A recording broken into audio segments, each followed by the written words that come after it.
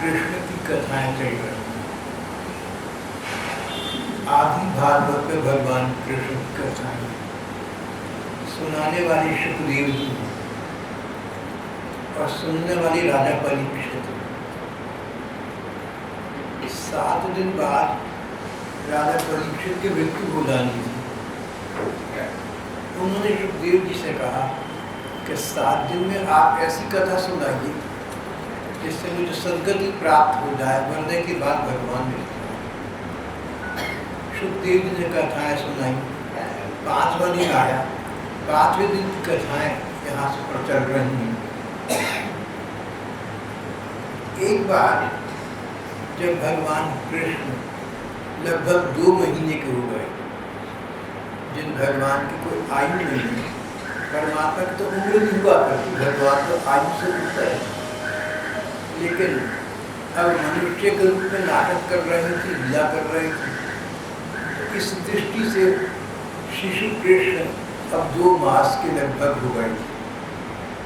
अब 2 मास के कृष्ण हो गए तो उन्हें बहुत बातें बड़े बड़े बच्चों वाली करनी आ गई। कभी प्यार भरी आंखों से गोपियों को देखते और मुस्कुराते, दोनों भुजाएं, दोनों बाहें हिलाते, बार बार हिलाते, थोड़ा मीठा मीठा कोयल की तरह कूजते, कुछ बोलने का प्रयत्न करते। किसी गोपी को देखकर या मैया को, बाबा को देखकर गोद में आने के लिए ललकते, किसी चीज को पाकर उससे खेलने लगते। कोई चीज पड़ी मिल जाए या हाथ में आ जाए, चाहे वो खिलौना हो या ना हो, उससे खेलने लगते। कोई वस्तु न मिले, हाथ न पहुंचे, कोई पकड़ावे रोने लगते। कभी कभी दूध पीकर सो जाते, जब उठते तो यही चंचलता में खेलते। गोकुल की गोपियां नंद भवन में कई बार, दिन में कई बार इन शिशु कृष्ण को देखने के लिए आया करते। इन शिशु कृष्ण की निगाह में, इनकी दृष्टि में जादू था।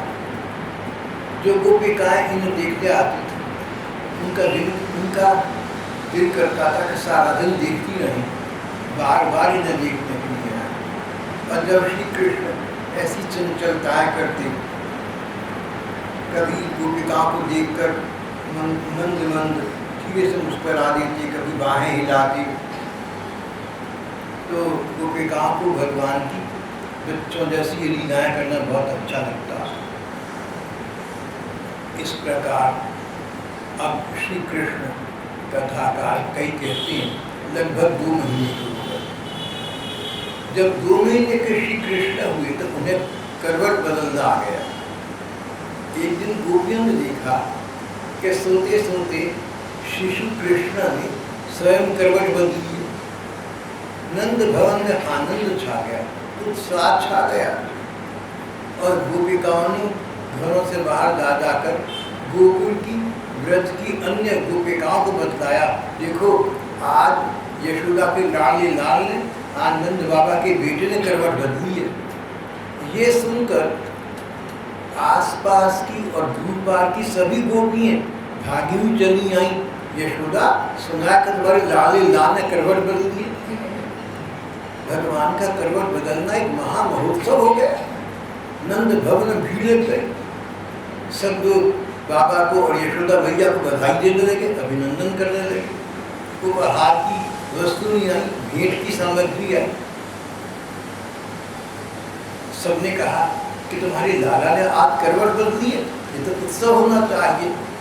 उत्सव मनाया गया, महामहोत्सव मनाया गया, ब्राह्मण बुलाए गए। संयोगवश इसी दिन भगवान का जन्म नक्षत्र भी था। बड़ा अच्छा उत्सव मनाया गया। एक महात्मा कहते, देखो आम लोगों के घरों में बच्चे करवट बदलते हैं तो पता नहीं चलता, लेकिन यहाँ एक तो बड़े घर का बच्चा, उसका करवट बदलना भी महत्वपूर्ण।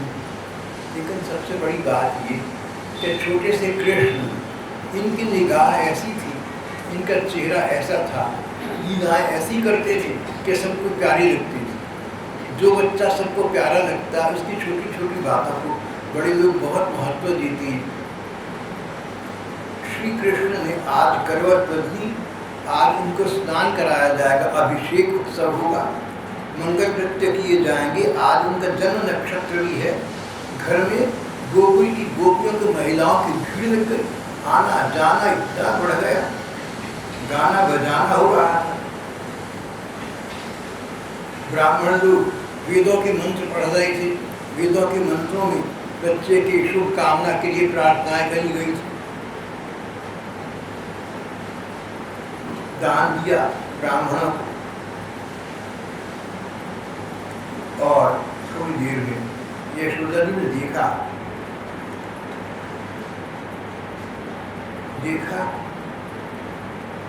कि मेरे लल्ला के नयनों में नींद आ रही है, तो अपने पुत्र को धीरे से शैया पर सुला दिया।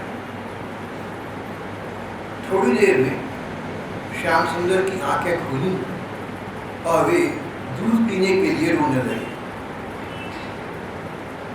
यशोदा जी उस समय आए हुए लोगों के स्वागत सत्कार में बहुत लगी व्यस्त थी। उन्होंने श्री कृष्ण का रोना सुना नहीं। तब श्री कृष्ण रोते रोते अपने पांव उछालने लगे।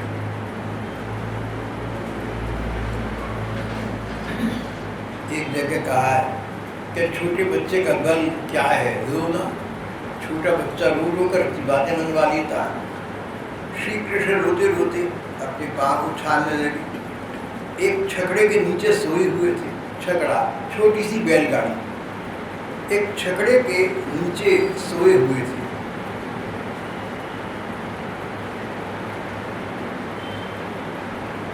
श्री कृष्ण के पांव लाल लाल कोपलों के समान बड़े सुंदर और नन्हे नन्हे थे। श्री कृष्ण का नन्हा सा पांव उस विशाल छकड़े को छू गया। आश्चर्य हुआ, जो ही छकड़े को पांव लगा, छकड़ा टूट फूट के गिर पड़ा। उस पर चीजें रखी थी, दूध, दही, रसों से भरी मटकियाँ, घड़े, दूसरे बर्तन, सबके सब फूट फाट गए। यहाँ तक कि छकड़े के पहिए भी अस्त व्यस्त हो गए, उसका धुरा और जुआ फट गए। कहते ये छकड़ा इतना विशाल, इतना बड़ा था, इतना भारी था कि 8 बैल इकट्ठे मिलकर इसको एक स्थान से दूसरे स्थान पर ले जाया करते थे।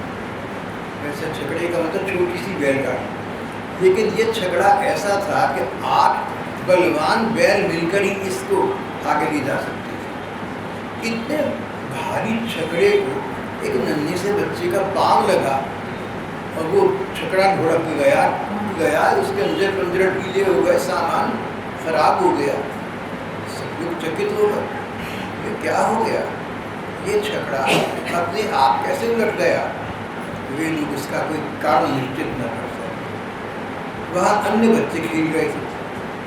उन्होंने कहा कि इस बच्चे ने ही तो रोते रोते अपने पाँव की ठोकर से इसे उलट लिया है। गोपा ने सुना, सब लोगों ने सुना बच्चों की बात, हंस पड़े, बोले भला ये हो सकता है? 2 महीने का कोमल बच्चा, उसका छोटा सा नन्हा सा पाँव इतने बड़े छकड़े के लग जाए, छकड़ा चूर चूर हो जाए, सामान विगलित हो जाए। बच्चों की बात है, बच्चों का ख्याल है, सचमुच तो ऐसा हो नहीं सकता। व्याख्याकार कहते हैं कि गोपियों को श्री कृष्ण के माधुर्य का बोध था, उनको श्री कृष्ण के प्यार का पता था, उनको ऐश्वर्य का बोध नहीं था। उन्हें यह ख्याल कभी नहीं आता था कि कृष्ण ईश्वर है, परमात्मा है, बच्चे के रूप में केवल नाटक कर रहा। गोपिकाओं को ऐश्वर्य का विचार भी नहीं आता था। अगर उन्हें विचार ऐश्वर्य का आ सकता होता तो ईश्वर के लिए, परमात्मा के लिए किसी चीज को बनाना या तोड़ना मुश्किल काम हो नहीं सकता। ये तो उन्होंने सोचा ही नहीं। तो बच्चों के ये कहने पर किस बच्चे ने तोड़ दिया अपना पाँव लगाकर? सबने कहा बच्चों की बात है, हंसी की बात है, सब कुछ ऐसा नहीं हो सकता। श्री कृष्ण का ऐश्वर्य, श्री कृष्ण का ईश्वर होना, उनका परमात्मा होना, वहाँ के लोगों को विचार में नहीं आता। बच्चा कितना ही बड़ा क्यों न हो, माँ बाप के लिए छोटा रहता है, उनको प्यारी उमड़ता है। इस प्रकार यहाँ नंद बाबा को, यशोदा मैया को, गोपियों को छोटे से बाल कृष्ण पर लाड़ उमड़ रहा था, मुझे डर लग रहा था कि बच्चा सुरक्षित तो है, इस पर कोई चीज नहीं की, कहीं इसको तो कुछ नहीं हो गया।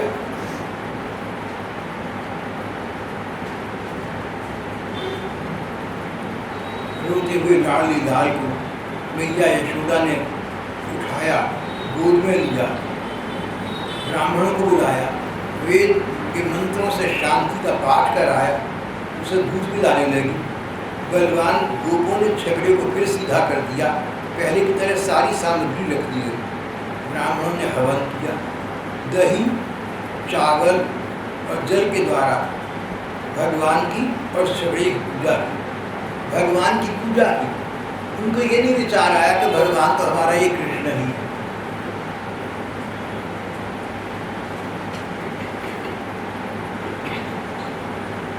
फिर नंद बाबा ने कुछ अच्छे अच्छे ब्राह्मणों को चुनकर बुलाया।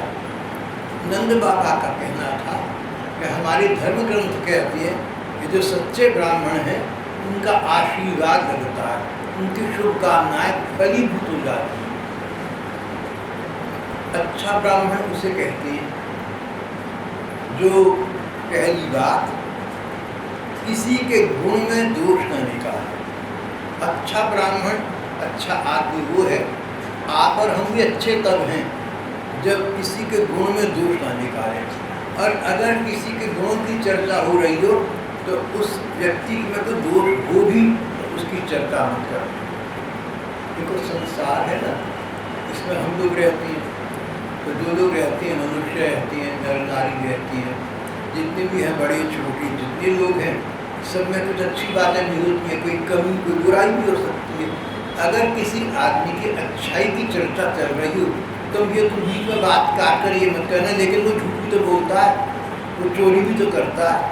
किसी की तारीफ होती हो ना तो बीच में बुराई मत करने लगता, और किसी की तारीफ होती हो तो लोगों को ये मत कहते फिरना कि तारीफ तो सब लोगों में है, इसकी असलियत क्या पता, ही तो बुरी बुरी बातें करता है, ये तो झूठ बोलता है, तो चोरी करता है।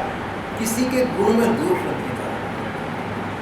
दूसरी बात, झूठ मत बोलना, झूठ मत बोलना। जो बात तुम्हें जैसी पता है उसको वैसी कह दो। सच बोलना, सच का मतलब तुम्हें जो बात पता है, जैसी पता है वैसी कह दो। उस बात को आधा मत कहना, बात को बदलना मत, बात को बिगाड़ना मत, बात को चुप मत करना। जो सच है, जो तुम्हें पता है वैसा वैसा स्पष्ट कह देना। इसको बोलते सच बोलना, इसको कहते झूठ न बोलना। जब हमारे राष्ट्रपिता महात्मा गांधी छोटे बच्चे थे तो राजपुरा के एक स्कूल में पढ़ा करते थे। छोटे बच्चा, एक दिन बादल आ गए, समय का पता न लगा। गांधी जी स्कूल पहुंचे लेकिन समय से देर हो चुकी।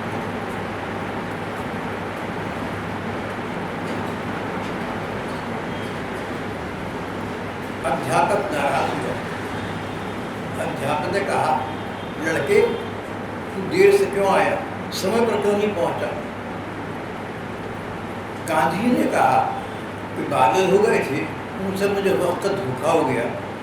बोले झूठ मत बोलो, आखिर घर में कोई घड़ी भी होगी।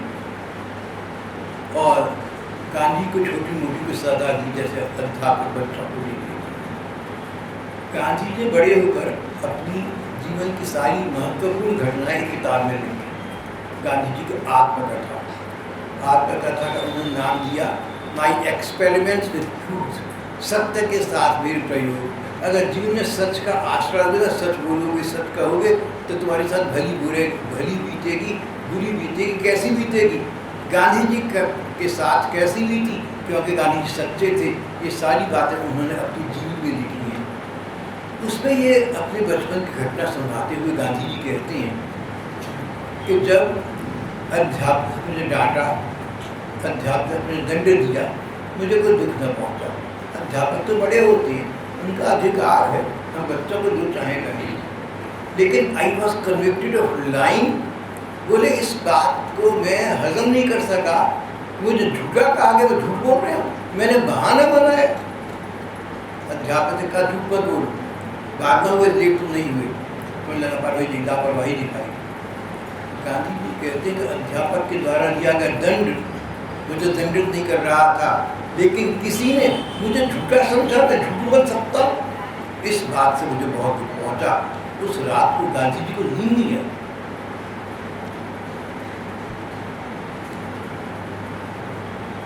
तब गांधी जी कहते, मैंने सोचा कि सत्यसंध व्यक्ति को सतर्क होना चाहिए। A man of truth must also be a man of care. अगर तुम सच बोलते हो, सच कहते हो, तो सतर्क रहना, जागरूक रहना, कहीं गलती से भी लोग तुम्हें गलत न समझ बैठे।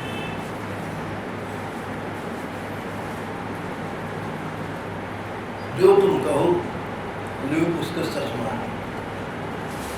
लोगों को तुम्हारी बात पर विश्वास, अपनी विश्वसनीयता मत खोना, अपनी विश्वसनीयता बनाए रखना, क्रेडिबिलिटी, अपनी क्रेडिबिलिटी को, अपनी विश्वसनीयता कभी न खोना। अगर ये पता लगे कि हमने कोई बात कही और दूसरे सोचा कि हम झूठ बोल रहे हैं, तो हमारा वो दूसरा आदमी क्या मान करेगा, क्या सम्मान करेगा।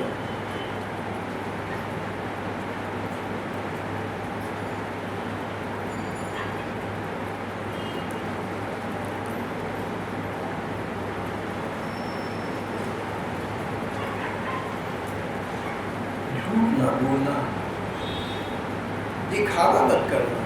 दिखावा का मतलब दिखाने की जो बात है वो अलग है और तुम्हारे दिल की बात अलग है। दिखावा ना करना।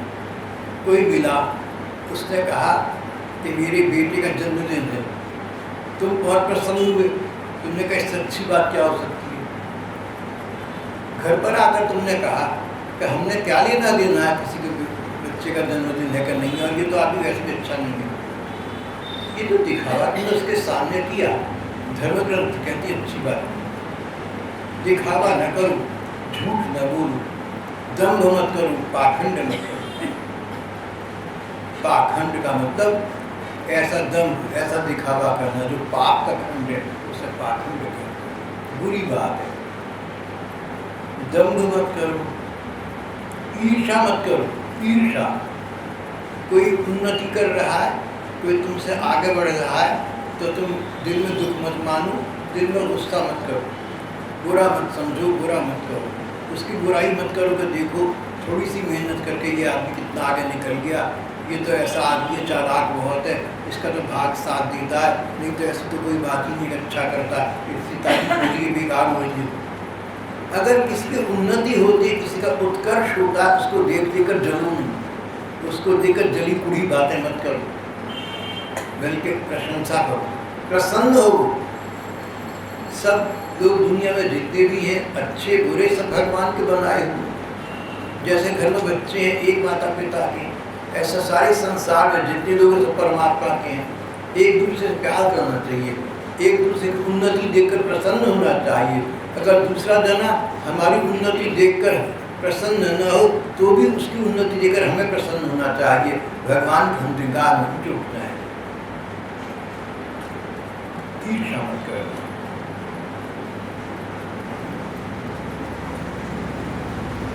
हिंसा मत करना, हिंसा, किसी का दिल मत दुखाना, ऐसा सच मत बोलना जिससे दूसरे का दिल दुखे। जैसे अंधे को अंधा कहो तो उसको दिल को दुख पहुंचेगा, अंधे को अंधा कहना न्याय नहीं। कोई ऐसी बात कभी मुंह से मत निकालना जिसको सुनकर सुनने वाले के दिल को दुख पहुंचे। ना तो वाणी से किसी को दुख देना, और ना करनी से ऐसा काम मत करना जिससे दूसरे को नुकसान हो जाए, दूसरे की हानि हो जाए। किसी की चीज़ छीन लें या किसी की चीज़ चुरा लें या चीज़ देकर झूठ बोलने खो गई, ऐसी बातें नहीं करनी चाहिए। ये सब हिंसा के अंदर है। तो मन से भी हिंसा मत करना, मन से भी किसी का बुरा मत चाहना, किसी की चीज़ छीना झपटी मत करना, उस पर है अपना हक न जमा लेना। और बोली ऐसी मीठी बोलना जिससे तुम लोगों के बीच में प्रिय हो जाओ। हमारी माँ थी जो कहा करती थी, देखो मीठा बोलो तो कुछ जाता नहीं, मुफ्त में दो लोग अपने हो जाते हैं। ये बिल्कुल ठीक बात है। मीठी बोली का बड़ा महत्व है। मीठी बोली, तमीज से बोलना, दूसरे के साथ आदर से बात करना, अपने को बीच में अड़ाना नहीं। कोई अपनी बात करे तो अपनी बात पर शुरू करना, उसी की बात पर रुचि ले, उसी बात को आगे बढ़ाना।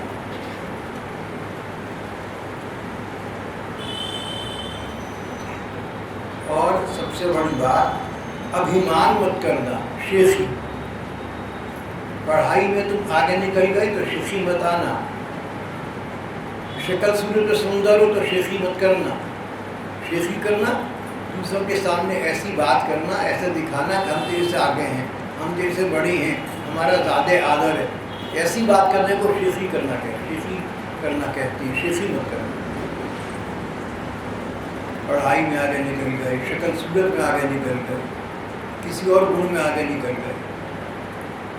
अगर माता पिता के पास पैसा बहुत है, गरीब बच्चे पढ़ते हैं तो उनके सामने पैसे का दिखावा करना कि हम तो बड़े घर के बच्चे हैं, ये भी खराब बात है। किसी बात की शेखी मत करना, किसी बात में अभिमान मत करना। इस प्रकार के जो अच्छे लोग हैं, भगवान को अच्छे लगते हैं और आज उन्हें अच्छाई का फल अच्छा मिले या ना मिले, आगे जाकर अच्छाई का अच्छा फल जरूर मिलता है। जो ब्राह्मण हैं, जो वेद पढ़ते हैं, वेदों के मंत्र बोलते हैं, हवन कराते हैं, यज्ञ कराते हैं, उन ब्राह्मणों में ऐसे ब्राह्मण कम मिलते हैं जिनमें ये सब गुण हो जो भागवत में यहाँ लिखे थे। मैंने आपके सामने जितने गुण कहे हैं ना, पुस्तक में से, ग्रंथ में से पढ़ कर गए। इस प्रकार के ब्राह्मणों का आशीर्वाद, ऐसे ब्राह्मणों के द्वारा हवन कराओ, यज्ञ कराओ, अनुष्ठान कराओ, कोई काम कराओ, वो कभी निष्फल नहीं जाएगा। ऐसे ब्राह्मण आकर प्रसन्न होकर तुम्हें आशीर्वाद दें, तुम्हें शुभकामनाएं दें, तो बेकार कभी नहीं जाती, उनका फल मिलता है। नंद बाबा ने शिशु श्री कृष्ण को गोद में उठा लिया और इस प्रकार के अच्छे ब्राह्मणों से उन्होंने संस्कृत के वेदों के मंत्र बुलवाए और श्री कृष्ण का स्नान कराया, अभिषेक कराया। फिर स्वस्त्ययन पाठ हुआ, भगवान कृष्ण के मंगल के लिए, उनके उज्ज्वल भविष्य के लिए शुभकामनाएं करी गई। हवन कराया, ब्राह्मण को अति उत्तम अन्न का भोजन कराया। बच्चे की उन्नति की कामना से ब्राह्मणों को सर्वगुण संपन्न गौसी गाय दान, ब्राह्मण ने उन्हें आशीर्वाद दिया।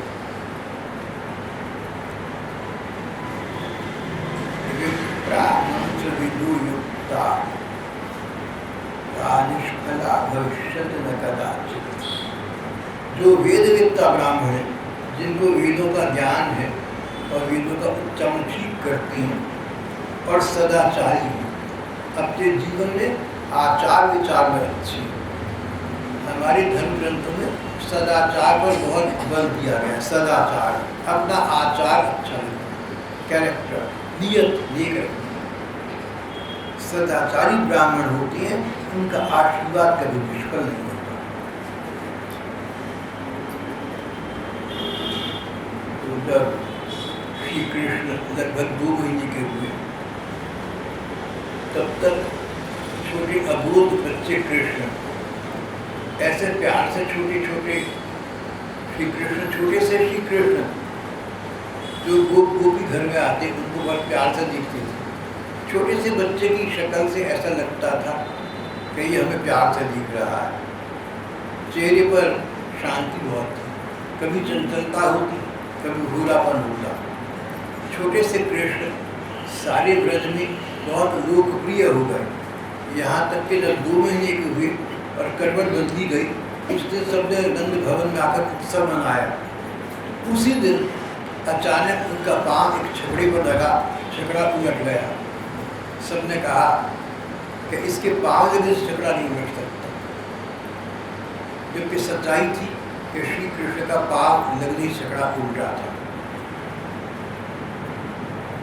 अन्यत्र एक कथा आती है, एक व्यक्ति को शाप मिला था जिससे वो छकड़े के रूप में पड़ा हुआ था। फिर ये वरदान भी मिला था कि श्री कृष्ण के चरण का स्पर्श होने पर तू मुक्त हो जाएगा। तो सच बात ये थी कि छकड़ा टूटा नहीं था, ऐसा लगा कि टूट गया। सचमुच उस छकड़े के अंदर जिस जीवात्मा का निवास था उसका कल्याण हो गया था।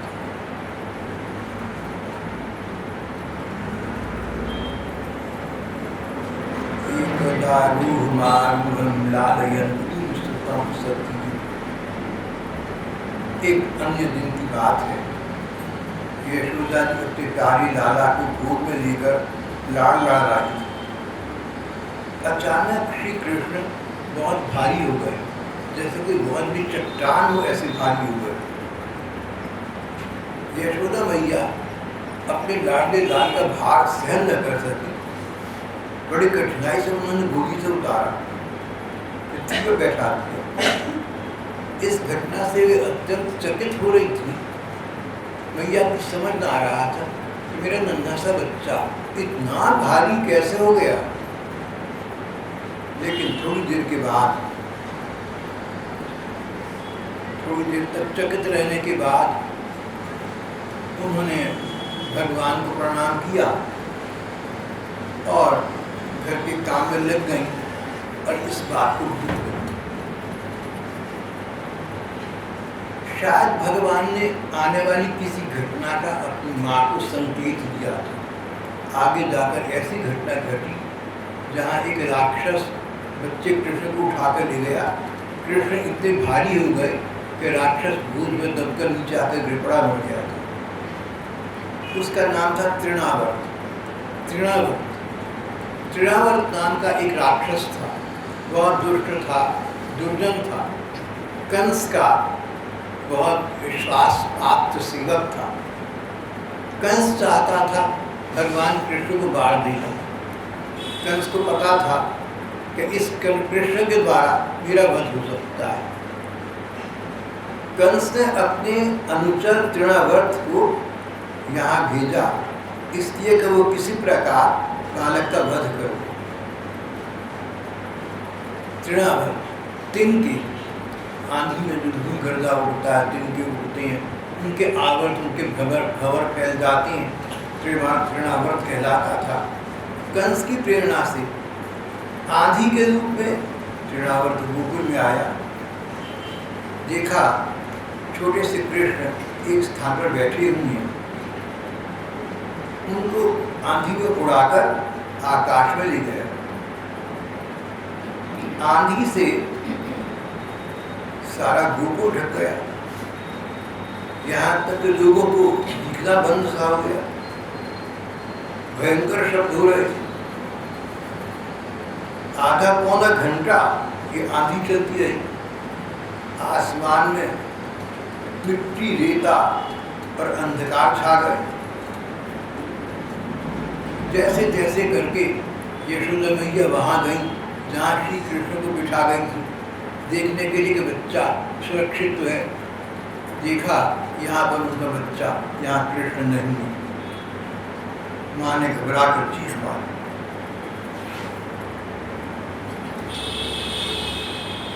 उस जोर की आंधी और धूल की वर्षा में अपने पुत्र का पता न पाकर यशोदा शोक विभोर हो गई। वे अपने पुत्र की याद करके बहुत दीन, बहुत दुखी हो गए।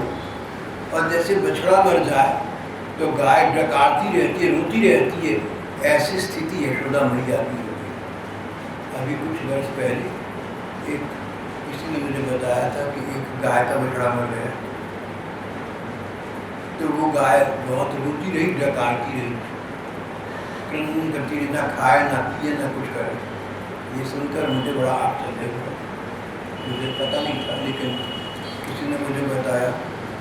फिर कई इलाज करे गए, शायद उसे गौशाला ले गए और फिर बछड़े दिखाए गए, किसी बछड़े को अपना समझ ली, कुछ ऐसा करा या कोई बछड़ा उसके साथ लगा दिया, लेकिन उसको गाय को चैन नहीं मिला।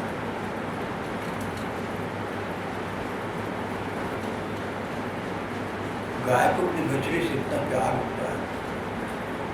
जैसे गाय का बछड़ा मर जाए, खो जाए, गाय होती रहती है, बेकार रहती है, उसको चैन नहीं मिलता। ऐसी स्थिति यशोदा मैया की हो गई। मेरी लाली लाल को कौन ले गया, वो कहाँ चला गया? बेहोश होकर पृथ्वी पर गिर पड़ी। आधे पौने घंटे के बाद जब धूल गर्दा शांत हुआ, तब आसपास की गोपियों ने यशोदा जी के रोने चिल्लाने की आवाज सुनी। वे भागी हुई मानी। उन्होंने देखा यशोदा रो रही है और गोद में कृष्ण नहीं है। सब समझ गई, वो भी रोने लगी, फूट फूट कर रोने लगी। उधर एक ओर यशोदा मैया गोपिकाएं रो रही थी कि कृष्ण कहाँ चला गया, पता नहीं इसका अनिष्ट हो गया होगा, पता नहीं होगा नहीं होगा, कहाँ होगा, बहुत दुखी होगा। और दूसरी ओर सच्चाई कुछ और थी। हम स्नेह के नाते ममता के कारण से बहुत अवांछित वस्तुएं देख लेते, बहुत बातों को सुनकर डरती रहती हैं। सच्चाई कई बार कुछ और होती है। सच्चाई ये थी कि दृढ़ावर्त आंधी के रूप में आया, छोटे से क्षेत्र को आकाश में उठाकर ले गया था। जब उसने श्री कृष्ण को आकाश में उठाकर गोद में लिया, ऊपर ले गया, राक्षस था, माया जानता था, जादू जानता था, उठाकर कृष्ण को कंधे पर रखकर ढाका आसमान में जा रहा था। अचानक भगवान कृष्ण बहुत भारी हो गए। मैं भारी हो सकता हूँ, ये बात भगवान अपनी माँ को पहले दिखा चुके थे। वो राक्षस भी श्री कृष्ण के भारी बोझ को न संभाल सका, उसका वेग शांत हो गया, वह अधिक चल न सका। भारी भार के कारण श्री कृष्ण को चट्टान की भांति समझने लगा। अब उसको लगा कि मैं तो विशालकाय राक्षस हूँ, मगर मेरे से ज्यादा बोझा तो इस कृष्ण में है। श्री कृष्ण ने उसका गला पकड़ लिया दोनों हाथों से, जैसे छोटे बच्चे डरते हैं तो गला पकड़ लेते हैं, ऐसे अद्भुत शिशु ने उसका राक्षस का गला पकड़ लिया, उसका गला घुटने लगा, बोला छोड़ छोड़। वो स्थिति में पूतना की थी, मंच मंच। पहले पूतना खुद गोदी में बिठाकर कृष्ण को ले गई थी, और बाद में वही पूतना के छोड़ना, मुझे छोड़ना। वो स्थिति यहाँ पर अपने आप उठाकर ले गया। भारी भगवान बहुत हो गए, उठ न सके, गिरने लगा, डर लगा गिरूंगा तो मर जाऊंगा, तो चीखने चिल्लाने रोने लगा, कहता मुंह छोड़ दे, मुझे छोड़ दे। यहाँ तक कि उसकी आंखें बाहर निकल आई, बोलती बंद हो गई, और देखते देखते उसके प्राण पखेरु हो गए। बालक श्री कृष्ण के साथ वह राक्षस पृथ्वी पर गिर पड़ा। दो महिलाएं वहां इकट्ठी हो गई थी। उन्होंने देखा एक भयंकर राक्षस आकाश से चट्टान पर गिरा, उसका एक एक अंग टूट गया, चकनाचूर हो गया, और छोटे से कृष्ण उसके शरीर पर लटक रहे हैं। गोपियां देखकर विस्मित हो गए। उन्होंने झटपट वहां जाकर बच्चे कृष्ण को गोद में ले लिया और लाकर माता यशोदा को पकड़ा दिया। बालक मौत के मुंह से वापस आ गया, सकुशल। ये देखकर सब बहुत प्रसन्न हुए। यद्यपि उस राक्षस आकार में उठाकर ले गया था, फिर भी वह बच गया था। इस प्रकार बालक कृष्ण को दोबारा पाकर यशोदा आदि गोपियों को, नंद बाबा आदि गोपों को बड़ा आनंद हुआ। वे कहने लगे, बड़े आश्चर्य की बात है, देखो तो सही, ये अद्भुत घटना कैसे घट गई। ये बालक राक्षस के द्वारा मृत्यु के मुख में डाल दिया गया था, परंतु जीता जागता आ गया। उस हिंसक दुष्ट को उसके पाप खा गए। सचमुच साधु पुरुष अपने स्वभाव से ही सब गुणों से बच जाता है। अब ग्वाले और ग्वालिनी, गोप और गोपियां सब इकट्ठे होकर बोले, देखो कितनी अजीब बात है, कितनी विचित्र बात हो गई। राक्षस ने इसे मौत के मुंह में डाल दिया था, लेकिन जीता जागता आ गया, और उस हिंसक दुष्ट को, उस राक्षस को जिसने इनका बुरा करना चाहा था, उसके पाप खा गए।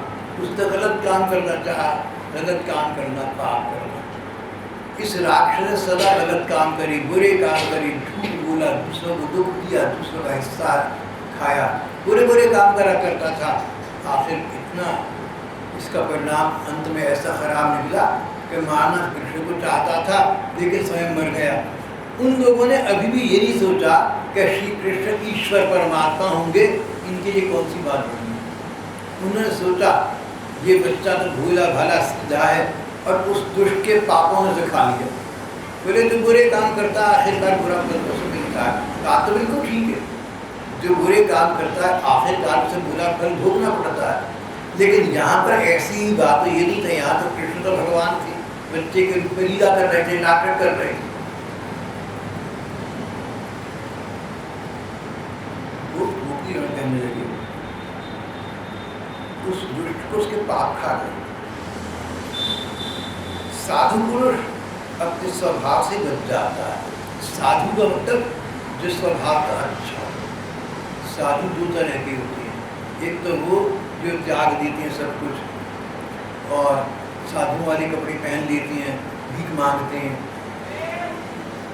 लेकिन जो असली साधु कहलाते हैं वो हैं जो झूठा बोलते हैं, अच्छा बोलते हैं, सच बोलते हैं, सबसे प्यार करते हैं, बुरे का भी अच्छा करते हैं, बैरी को भी बैरी से भी बैर नहीं करते।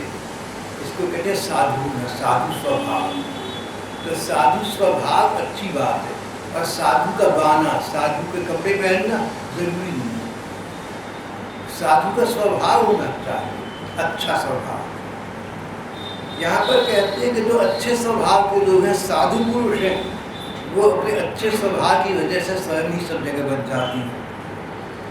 फिर उन ब्रजवासियों ने कहा, गोपियों ने कहा, हमने ऐसा कौन सा अच्छा काम करा था जो हम लोगों को सुखी करने के लिए ये बालक भी लौट आया।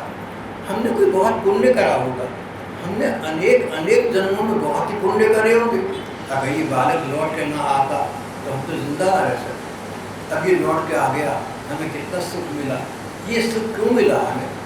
इस जन्म में तो हमने कोई बड़ा काम नहीं करा, लगता है कि पिछले जन्मों में हमने अच्छे कर्म करे होंगे जिनका फल ये मिला कि बच्चा बचकर आ गया और हम लोग आनंदित हो गए। पता नहीं हमने कौन सा तपस्या करी, भगवान की पूजा करी, प्याऊ लगाए, प्यासों को पानी पिलाया, कोई कुआ खोदा, कोई बाली बनवाई, बाप बच्चे, यज्ञ दान, जीवों की भलाई, पता नहीं क्या क्या कर्म किए होंगे जिनके फल से हमारे ये बालक मरकर भी हम लोग को सुखी करने के लिए लौट आया। ये बालक मरकर भी यानी भगवान, तो सबको पता है कि भगवान तो मरा नहीं करते। इन लोगों ने ऐसा समझा कि हमारे घर का बच्चा था, राक्षस इसको मौत के मुँह में ले गया था, बचकर आ गया। उनको भगवान का ऐश्वर्य नहीं याद रहता था, उनको ये पता रहता था कि बच्चा है हमारा, इसका कोई बुरा हो सकता है। और आश्चर्य की बात है, बुरा जहाँ होने लगता है वहाँ से भगवान बचा दिया। ये बालक मरकर भी वापस आ गया।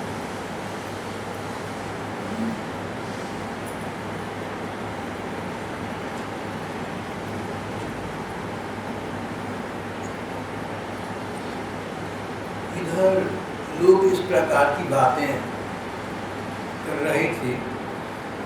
नंद बाबा ने देखा कि इस प्रकार की अनेक घटनाएं गोकुल में और आसपास हो रही हैं।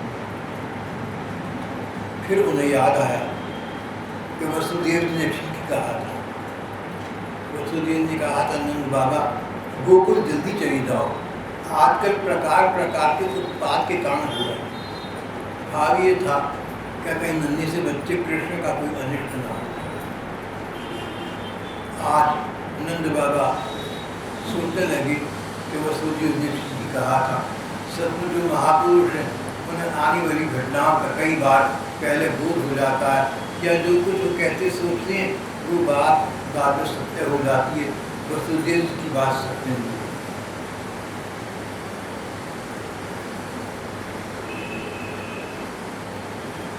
इसी प्रकार की एक चमत्कारी अन्य घटना और घट गई।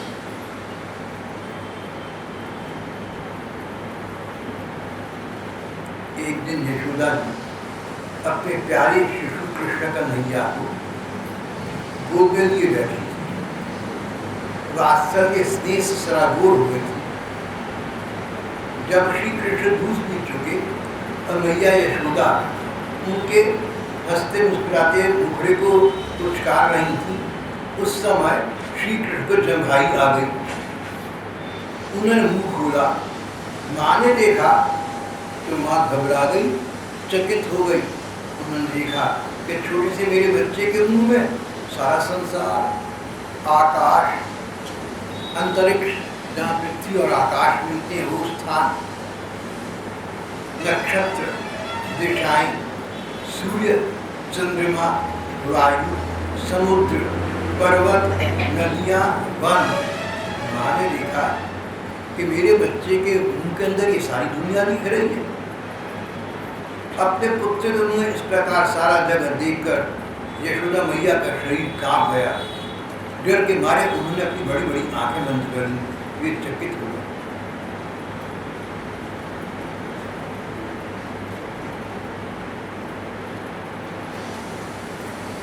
एक जगह टीकाकार कहते हैं कि भगवान ने यशोदा मैया को पहले तो कुछ चमत्कार दिखाई, बड़े बड़े राक्षसों को स्वयं मार दिया, कहीं नन्हे से पांव से छकड़ा पर लट दिया, और यहाँ पर तो उन्होंने स्पष्ट दिखा दिया कि उनके अंदर सारा संसार छिपा हुआ है। ज्ञानी लोग जानते हैं कि संसार में एकमात्र भगवान ही ऐसे हैं जिनके अंदर सारा संसार रहता है। संसार भगवान के उदर में रहता है और तो किसी के उदर में सारा संसार नहीं हो सकता। भगवान ने यशोदा मैया को अपना ऐश्वर्य दिखाना चाहा। यशोदा मैया को ये बताया कि मैं ईश्वर हूँ, मैं परमात्मा हूँ। या तो इसलिए कि माँ तू डर मत, मैं बच्चा होने की लीला कर रहा हूँ, इस बात से मत समझियो कि मेरा कोई निष्ठ कर देगा। और या माँ का उन्होंने परीक्षा लेनी चाहिए कि अगर मैं अपनी माँ को अपना ऐश्वर्य दिखाऊंगा, अपना बड़प्पन दिखाऊंगा, तो क्या माँ मेरे बड़प्पन को स्वीकार करके मेरे प्रति जो माँ का बच्चे के प्रति प्यार हो जाएगा उसको भूल जाए? ऐसा हो जाता है। श्री कृष्ण का जन्म तो देवकी जी के शरीर से हुआ माना जाता है। जब भगवान का जन्म हुआ था श्री कृष्ण का, तो कंस के कारागार में बंद थे। देवकी के द्वारा उनका जन्म हुआ। भगवान ने उनको बता दिया कि मैं परमात्मा हूँ, लेकिन तो क्या हुआ, तुम्हारा तो बच्चा। यहाँ श्री कृष्ण को गोकुल पहुंचा दिया गया था कंस के डर से, कहीं कंस इनका अनिष्ट न करे। लगभग 11.5 वर्ष के जब भगवान श्री कृष्ण हो गए तो उनको मथुरा वापस लाया गया। उन्होंने कंस का वध कर दिया, जिससे सबको डर था, और अपने माता पिता देवकी और वसुदेव को कारागार से मुक्त कर दिया। जब देवकी माता पिता कैद खाने से बाहर निकले तो 12.5 वर्ष के श्री कृष्ण ने उनके चरणों में प्रणाम किया। छोटे बच्चों का काम है बड़ी माता पिता का सबका सम्मान करना। तो जब 11-12 वर्ष के भगवान कृष्ण ने अपने माता पिता यशोदा और देवकी और वसुदेव को प्रणाम किया, तो होना तो ये था कि देवकी वसुदेव 11-12 साल के इस बच्चे को अपने गोद में ले लेते, लिपटा लेते, अपने से प्यार करते, लेकिन कुछ भी नहीं हुआ। उन्होंने देखा था, देवकी जी ने देखा कि इस बच्चे ने कंस का वध कर दिया, इस बच्चे ने बहुत बड़े कुंवरियापीड़ हाथी को मार दिया, ये कोई साधारण बच्चा नहीं। इसलिए देवकी जी ने अपने बच्चे कृष्ण को गोद में नहीं लिया। 12 वर्ष के बाद मिला। किसी माँ को उसका बच्चा जन्म होते खो जाए, 12 वर्ष के बाद मिले, तो माता पिता तो उसको गले लगा लेंगे, गोद में ले लेंगे, लाड़ लड़ाएंगे, पुचकारेंगे, प्यार करेंगे, लेकिन देवकी वसुदेव ने ऐसा कुछ भी नहीं किया। भागवत में ऐसा आता है जब भगवान ने देखा अरे ये तो मेरे ऐश्वर्य भाव से संकुचित हो रहे हैं, इनको तो मेरी परमात्मा बनने का भाव जाग गया, तो भगवान ने ऐसी माया फैलाई तो दोनों जल्दी भूल गए कि कृष्ण परमात्मा है या इन्होंने बड़े बड़े काम किए हैं, बस उनको यही याद रहा कि हमारा बच्चा 12 साल के ब्याह मिला। तब उन्होंने कुछ समय के बाद कृष्ण बलराम को गोद में लिया और लाड़ प्यार कराया। यहाँ पर यशोदा जी के साथ ऐसा नहीं हुआ। यशोदा जी को तो भगवान ने सारा ब्रह्मांड उनके, यशोदा जी को तो भगवान ने दिखा दिया कि सारा ब्रह्मांड सारा संसार भगवान के अंदर है, मुंह में दिखाई दिया, लेकिन यशोदा जी पर इस बात का कोई प्रभाव नहीं पड़ा। उन्हें ये विचार भी नहीं आया कि परमात्मा है या परमात्मा है तो मैं इसका सम्मान करूं। यहाँ पर यशोदा वसुदेव जी का और मैया बाबा का, यशोदा और नंद जी का अंतर पता चल जाता है। श्री कृष्ण